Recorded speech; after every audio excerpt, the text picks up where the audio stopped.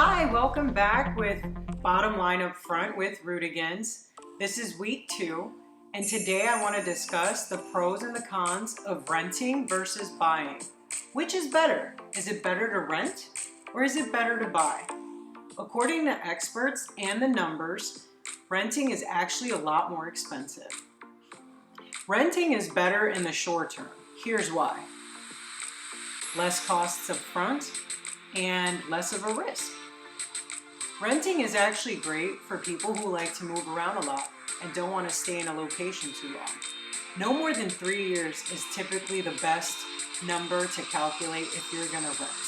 But if you decide that you would like to stay in a location long term, perhaps buying is the better option. With renting, at least you don't have to concern yourself with repairs and any issues that may come up within the home. That's usually the landlord's responsibility. When you own your own home, these are all the things that you have to take on as a homeowner. But when you look at the big picture, what are you really paying for when you pay or rent? You're actually paying someone else's mortgage. That's right. You're paying someone else's mortgage, which means that they're making a profit on top of you paying their mortgage payment. The concern with buying is that you have to put a large down payment up front, and that can be pretty scary. Now let's talk about the pros of buying. All the money and equity that you build in your home, kind of like a savings account. And also, not to forget, when you put that big large down payment up front, you get a huge tax deduction come next tax season. As in the case of real estate and locations, according to a new 2020 report by ATTOM's Rental Affordability, they say that about 53% of the nation's locations, you are better off actually buying than renting. You will initially, if you're using a mortgage and you're not paying cash up front for your home, have to pay a lump sum payment of something called a PITI, which is called principal, interest, taxes, and insurance, all lumped up into one escrow payment.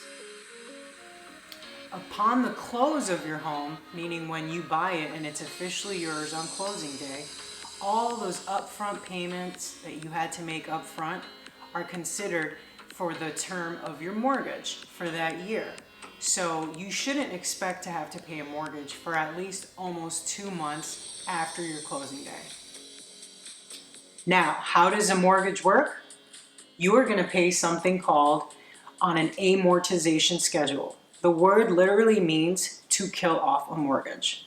Up front, you will be paying more towards interest and less towards the principal. But over time, that will shift and you will actually be paying more towards principal and less towards interest. There are 15-year mortgages, there are 30-year mortgages. The option is really yours. And the more money you pay up front, of course, the faster you'll pay off your mortgage. There are secrets to that as well. My personal experience, I bought my first home in April of 2019. And prior to buying my first home, I was renting a nice little 2-bedroom, 2-bathroom apartment in a nice little community. And my rental payment had gone up to $13.85. Upon the close of my home, my mortgage payment was originally $15.13. And then after a few months, like 4 or 5 months, escrow closed and they gave me back a check. That's right, I got back money, and it felt like a whole month had been absolved of having to pay a mortgage payment, which was pretty cool. My new mortgage payment now was reduced to $13.85, which is pretty much what I was paying in my 2-bedroom, 2-bath apartment.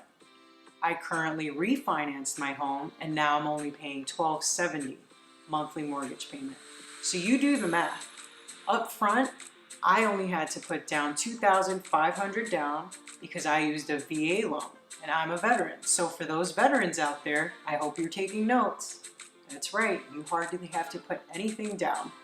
And unless you are disabled, you may have to pay a funding fee. At closing, I only had to bring $2,537.